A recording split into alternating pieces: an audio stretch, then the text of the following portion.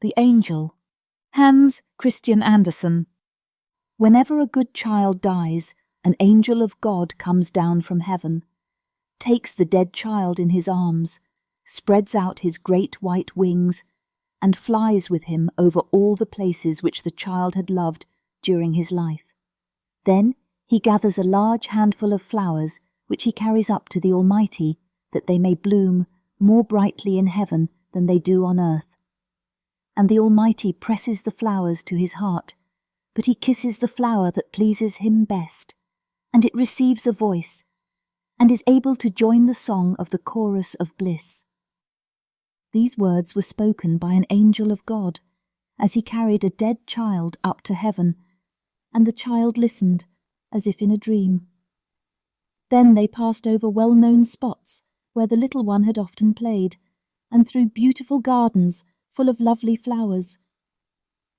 "Which of these shall we take with us to heaven, to be transplanted there?" asked the angel. Close by grew a slender, beautiful rose bush, but some wicked hand had broken the stem, and the half-opened rosebuds hung faded and withered on the trailing branches. "Poor rose bush," said the child, "let us take it with us to heaven, that it may bloom above in God's garden." The angel took up the rose bush. Then he kissed the child, and the little one half opened his eyes. The angel gathered also some beautiful flowers, as well as a few humble buttercups and heart's ease. "Now we have flowers enough," said the child, but the angel only nodded. He did not fly upward to heaven. It was night, and quite still in the great town. Here they remained, and the angel hovered over a small, narrow street, in which lay a large heap of straw, ashes, and sweepings from the houses of people who had removed. There lay fragments of plates, pieces of plaster, rags, old hats, and other rubbish not pleasant to see. Amidst all this confusion, the angel pointed to the pieces of a broken flower pot, and to a lump of earth which had fallen out of it. The earth had been kept from falling to pieces by the roots of a withered field flower, which had been thrown amongst the rubbish. "We will take this with us," said the angel. "I will tell you why, as we fly along." And as they flew, the angel related the history. Down in that narrow lane, in a low cellar, lived a poor sick boy. He had been afflicted from his childhood, and even in his best days he could just manage to walk up and down the room on crutches once or twice, but no more. During some days in summer, the sunbeams would lie on the floor of the cellar for about half an hour. In this spot, the poor sick boy would sit warming himself in the sunshine, and watching the red blood through his delicate fingers as he held them before his face. Then he would say he had been out, yet he knew nothing of the green forest in its spring verdure, till a neighbour's son brought him a green bough from a beech tree. This he would place over his head, and fancy that he was in the beechwood while the sun shone, and the birds carolled gaily. One spring day the neighbour's boy brought him some field flowers, and among them was one to which the root still adhered.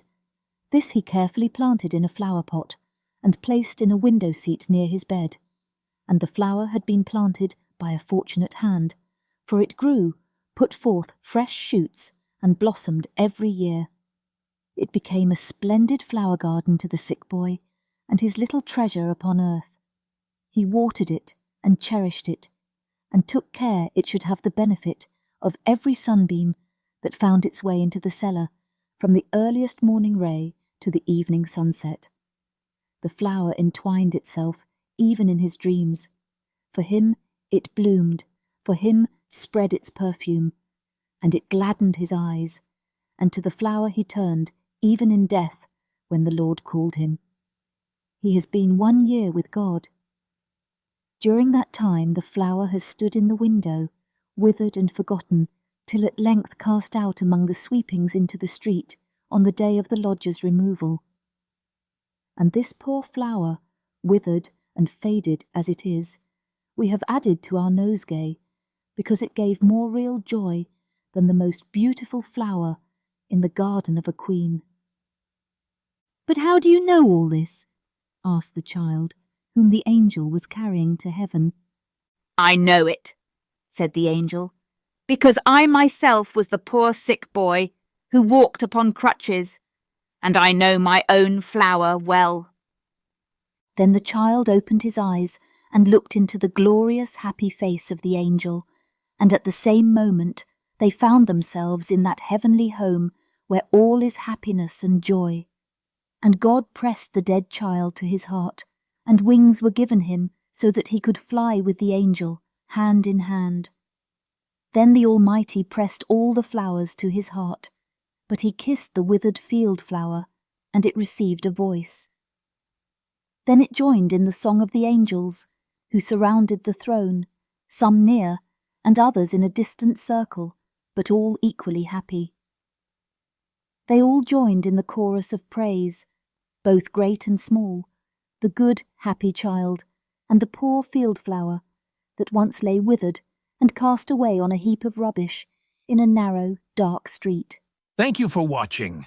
We're so glad you spent your time with us. If you enjoyed the video, don't forget to give it a thumbs up. It's a huge motivation for us to create more content. And make sure to subscribe to our channel so you don't miss any new uploads. Thanks for your support, and see you in the next video.